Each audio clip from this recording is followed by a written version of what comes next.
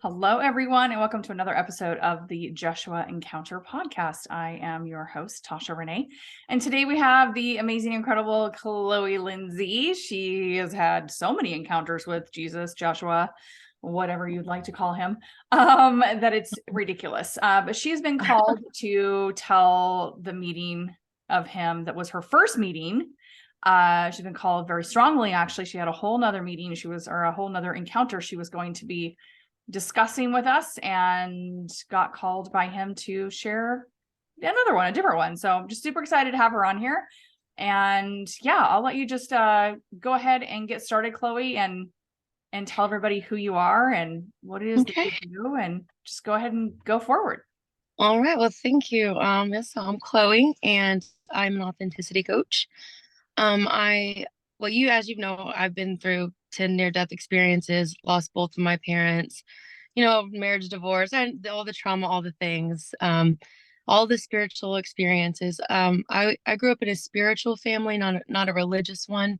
So Jesus was never forced upon me. I kind of got to know the universe and everything. And then, always spoke Jesus's name. I would always speak his name intuitively. Like when I would as weird as it sounds, like I grew up being able to cast like demons out and do things like I was doing those things at a young age. I had to do that on my mother a couple of times.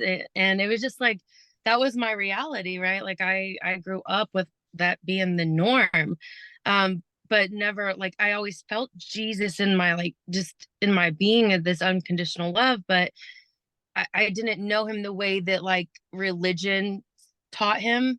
Um, and I just knew him in this unconditional love that I knew. And so I but I never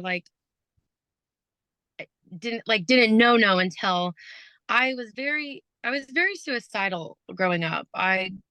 With my mom had psychosis and was in and out of psych wards, and I would have to take care of her. And she would hallucinate and see crazy things all the time. But I believe that was her perspective and everything. But I was at 17, I was 16.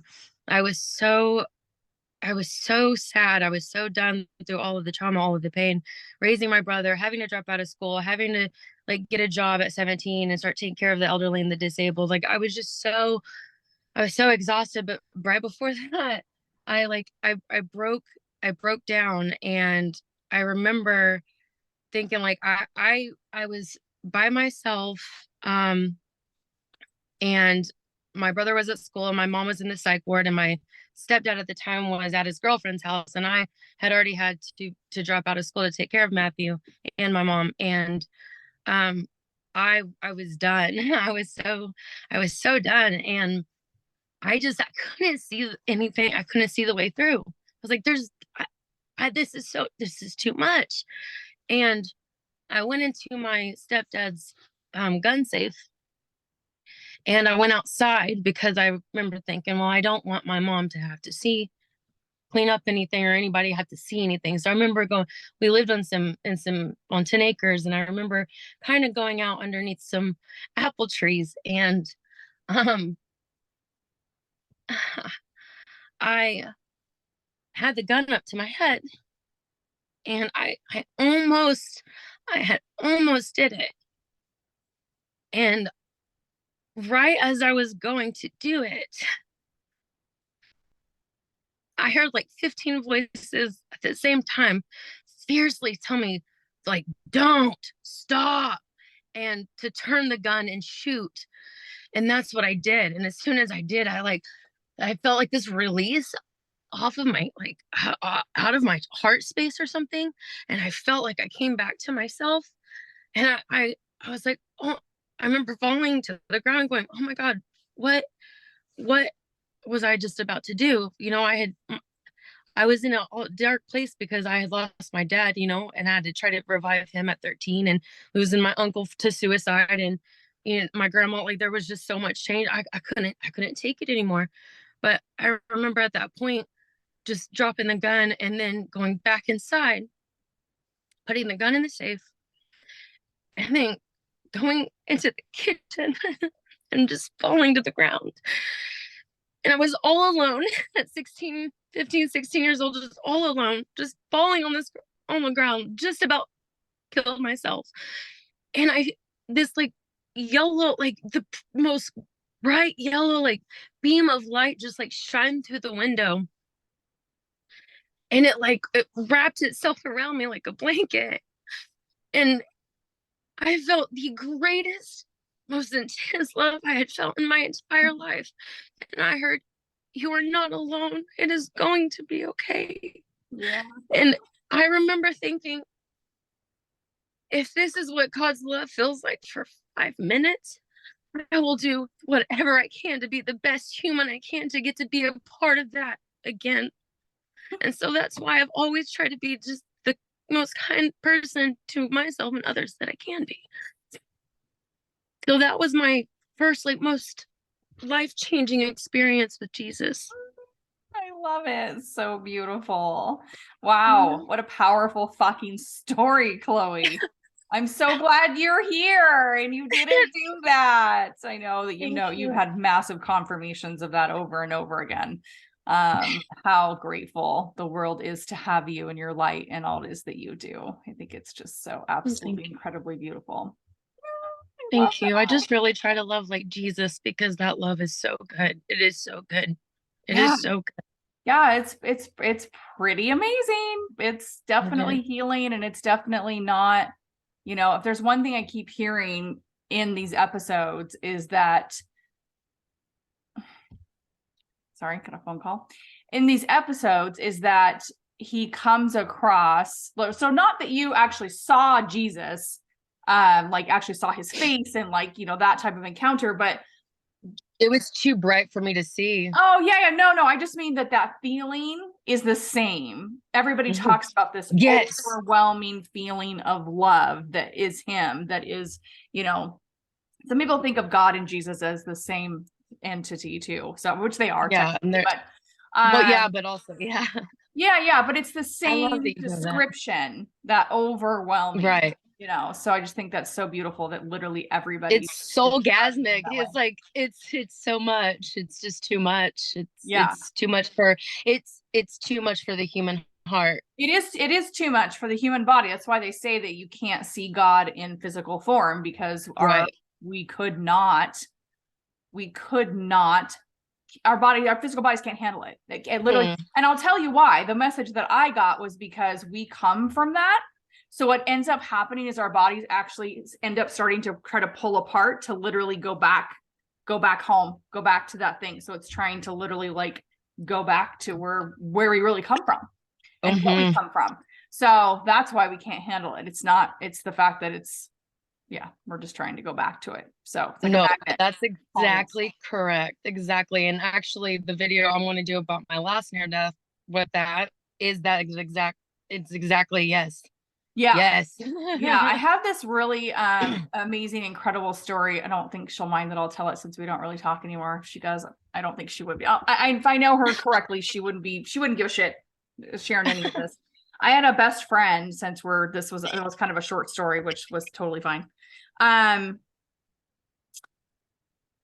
I have a best friend who's probably the most psychic person I've ever met in my entire life. She could full on see people like as if you were standing here. She was wildly gifted. And a lot of her family had passed over, and her father, who she was very, very close to, she could see everything for everybody else, but she couldn't see her father because she'd get too emotional basically. And it's really difficult for souls to be here in physical form. And when our energy is so, I need you, I miss you, the emotions, it makes it twice as hard, 10 times as hard, I'm going to look at it, for them to be here. So it's like almost impossible for him to show up to her in the ways that she's been able to see everybody else, right? So she ended up with this boyfriend who didn't believe in anything she did. None of it. He was like, I love you. I believe that you believe, but I don't believe in any of that. Never had an experience in my life, blah, blah, blah. And they were sitting down in a room, and all of a sudden he goes, there's a man standing behind you. And she was like, what are you talking about? And she turned and she's like, he's like, you don't see the man that's standing behind you? She's like, no. So the psychic can't see him. And the man who believes in nothing can see him perfectly all of a sudden. And so through a series of questions, we figure out it's her father that's come through her boyfriend. And when she finally realized that and got herself calm enough, she tells I wish she was here to tell it because it's just so much better the way she tells it. But basically what happens is the whole room on the other side was a big wall, and the whole room completely opened up and she could literally see on the other side, which she's able to see anyways. But this was like, his name was Justin. Justin could see everything as well. And she said that God was there and started to come in, and her whole body started to have this like visceral like reaction. She's like, I finally understood what it was like, because it was this overwhelming sense of love that I never wanted to separate from. And it was almost painful to be there and experience, because it was like the love goes to a message I'm getting, and kind of how she described it is when you reach the peak of love, it then turns to pain because it's got to go somewhere, and then it keeps circling. Yes, that's exactly yes. Yes, that's exactly yes. Because energy can't go away. It just has to keep turning into something else. Right. That's life and death. I literally just got that message. I've never ever said that before. And she kind of described it that way, but that was really kind of my message of like, that's what happens, is like, so that's why it becomes painful, and we have to go into something else. So yeah, so that story was like my favorite, like was like, but Jocelyn, tell me the story about when you saw God, like, you know, it's the most beautiful thing I've ever fucking heard in my life. That's why I always say it's soulgasmic. It's soulgasmic. Like, it's too much. It's so good. It's so good, and then it becomes so painful. That's whenever they said it's too much for the human heart. Only when you're fully healed can you go back to that. Yeah. But it's still too much. But it feels so good. But it hurts.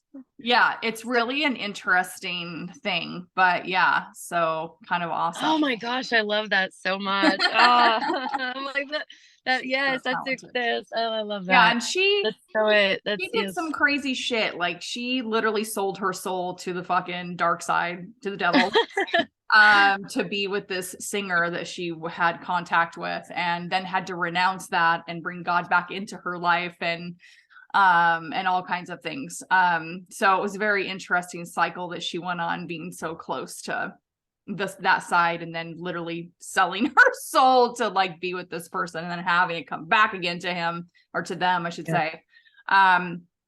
So yeah, pretty interesting stories. And, you know, I really appreciate you taking the time to come and share him and what you're feeling with us. Those of you that are watching, if you want to, or listening, I guess, either way, the way to keep listening to us obviously is we have a YouTube channel. If you're listening on Spotify, we do have a YouTube channel. We can watch this as a video. You can just search the Jeshua podcast, I believe is what it's under on YouTube. And if you're watching and want to listen, it's on Spotify as the Jeshua Encounter podcast. So yeah. Also, for those of you that are interested, I help women, well, men too, but I'm trying to change it into saying people. I help people heal and remove trauma through their sacred rage. And yeah, that's something I've been doing for a little over 2 years. So if you have any type of resonance with that, or it's pulling at you, let me know. sisterhoodofsacredfire.com. Or Sisterhood of Sacred Fire on Instagram, or on Facebook. You can find me under Tasha Renee. So Chloe, how do they get a hold of you, and what do you do exactly? I am an authenticity coach. I help everybody to be their most authentic, unapologetic, unfuckwithable selves. Yes. You can find me on anywhere, Facebook as Chloe Lindsey, or Soul to Soul Connections, or on Instagram as Soul to Soul Connections as well. You said Soul to Soul Connections, right? Yes. Yeah, perfect. And that's SOULTO, or with a 2? SOUL2. Yeah. The number soul 2? 2. So yeah. The number 2. Okay. Soul to Soul. Yeah. Okay. Connection. Perfect. Yeah. All right. Awesome. Well, thank you for having me. Definitely, obviously, have you on here again, because you know, you have many other stories of me. God, it doesn't stop.